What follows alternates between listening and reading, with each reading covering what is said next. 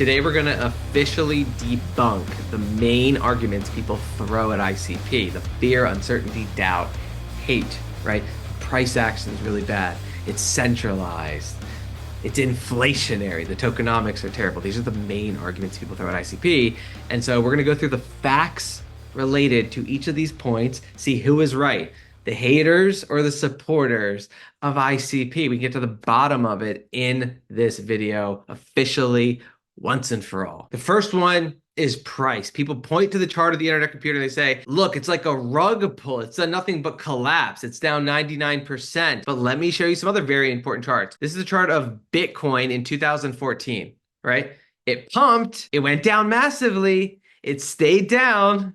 Here's the chart of Ethereum, 2018 to 2020. It pumped, it was a rug pull. People would call it a rug pull. The same people who don't have the foresight to look at the technology today that are criticizing the internet computer would call Ethereum a rug pull in 2020, a scam rug pull. They would call Bitcoin a rug pull in 2014. They would call Cardano a rug pull in 2020, right? Look at the chart of Cardano. Hit $1, crashed down to 2 cents. But guess what happened every single time the critics that were calling these assets rug pulls and got shaken out and weren't invested in these assets? Guess what happened? So with Bitcoin in 2015, here's a chart of Bitcoin. That's where it went, right? Here's the chart of Ethereum in 2020. It hit a low of $123, people calling it rug pull. This is where it went, up to 4,000. Right? Here's a chart of Cardano. Everyone calling it a rug pull. No one believing in crypto. It hit 2 cents. It 100x'd to $2 or $3. So the thought that you can just look at the internet computer's chart and call it a rug pull is just completely debunked. You have to look at the underlying technology, because you can't look at ICP now and say you're wise and you're calling it a rug pull because the price fell, and say that you wouldn't do the same thing to Ethereum, Bitcoin, or Cardano back then. So what this argument does is immediately make people lose credibility, right? You can't just look at a price chart and say an asset is bad. It's impossible. It's been debunked over and over and over and over again. Now, you could also say that ICP hasn't outperformed other assets. It has. The last time we came anywhere close to a crypto bull run in the beginning of 2024, what did ICP do? It went from $3 up to $19. That's like a 6x move. That was the last crypto mini bull market that we had, and ICP 6x'd, which means that in any sort of crypto bull market, ICP is going to do extremely well, regardless of the previous price. So anyone looking at the chart saying it's a rug pull, immediately debunked. They would have made you miss out on the gains in Ethereum and Bitcoin using that same logic, especially when ICP has a proven track record in the recent bull pump to 6x. Easily 6x, right? Yes, it's given it back, but again, short-term price doesn't matter. In fact, the worse the chart looks, the better the opportunity every single time in high quality assets. The other argument people throw at the internet computer is that there's no max supply. It's inflationary. So let's prove once and for all whether or not that is true. This is the total supply of the internet computer. 3 years ago, August 12th, 2021, the supply of ICP, total supply of ICP tokens, was 472 million ICP tokens. Now it's 522 million ICP tokens. What is that annual inflation rate, right? That is an annual inflation rate of 3.5%, right? An annual inflation rate on the supply of ICP of 3.5%.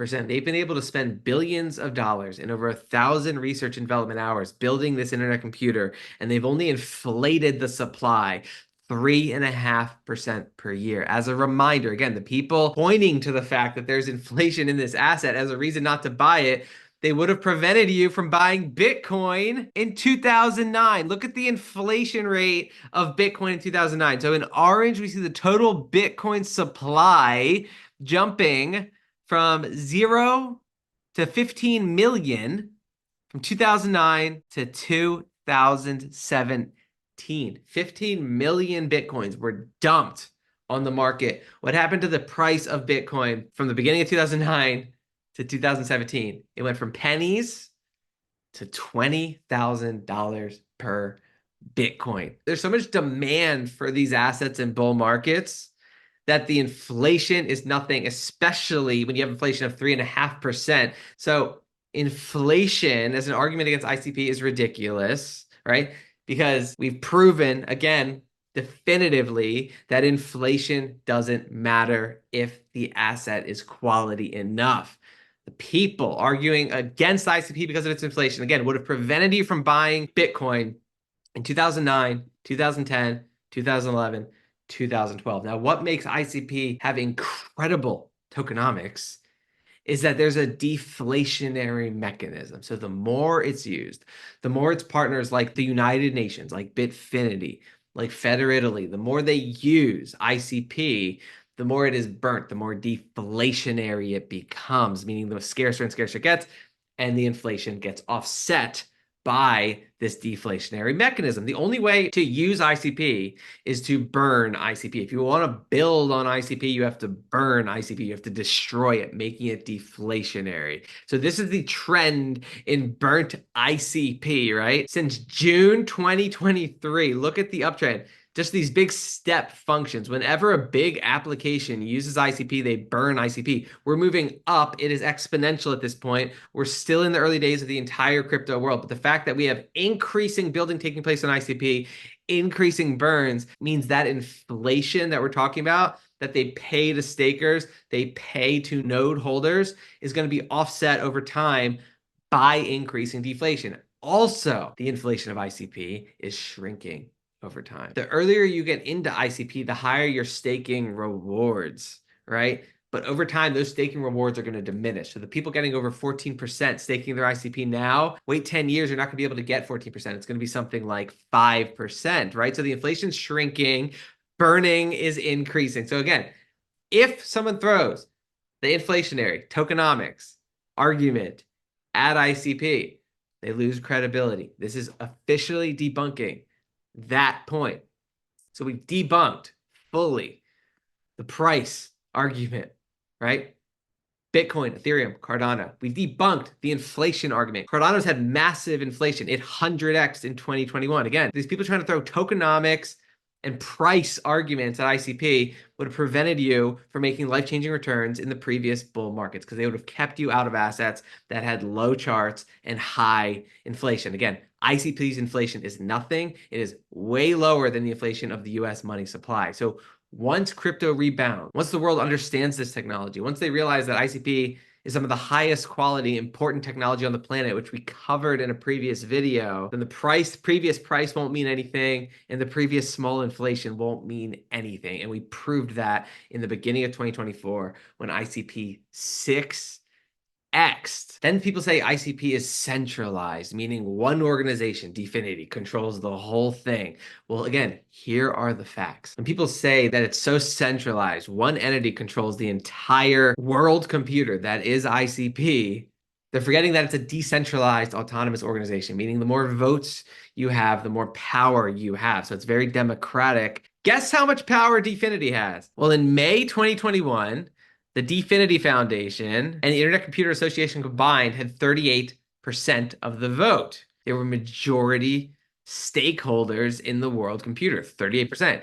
Guess where that is now? 19.7% and falling, right? So over time, which is very honorable, like Satoshi Nakamoto just left Bitcoin, the Definity Foundation is voluntarily reducing their power in this organization. So any billionaire could come up, buy a few $1 billion of ICP tokens and become more powerful than the Definity organization, right? What happens when competing billionaires do it? Obviously, that's going to spike the price 100x if we have the Amazons of the world, instead of spending billions of dollars to create their own world computer, decide to just buy ICP for a few billion or buy 51%, that would spike the price, but that would make the Definity Foundation not as powerful. Again, they only have 20%.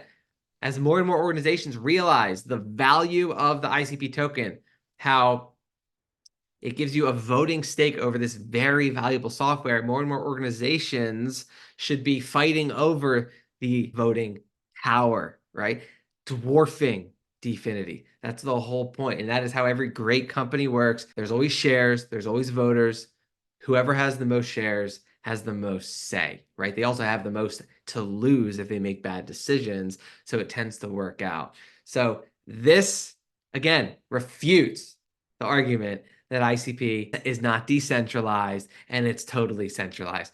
They're missing the whole point that not only is every single other crypto asset extremely centralized, not only does almost every single other crypto asset have a strong development team that builds the organization that we want. If we didn't have that, there'd be no building, right? So we need one of the most brilliant group of computer scientists and PhDs on the planet, like Dfinity, building ICP. Everyone who holds ICP wants Dfinity to keep working and to have power, especially because we're in the early stages. Every single crypto asset has this. ICP has the best research and development team. Again, over 1,000 research and development years have been put into the internet computer. That makes it very difficult to replicate. So at the end of the day, the arguments thrown at ICP, the price action is bad. It's a rug pull.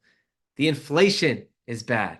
It's centralized, all completely and utterly debunked in this video. So if I missed any FUD that anyone else is hearing, let me know. Obviously, there are risks associated with any asset, but these big three are not risks associated with the world computer, the internet computer.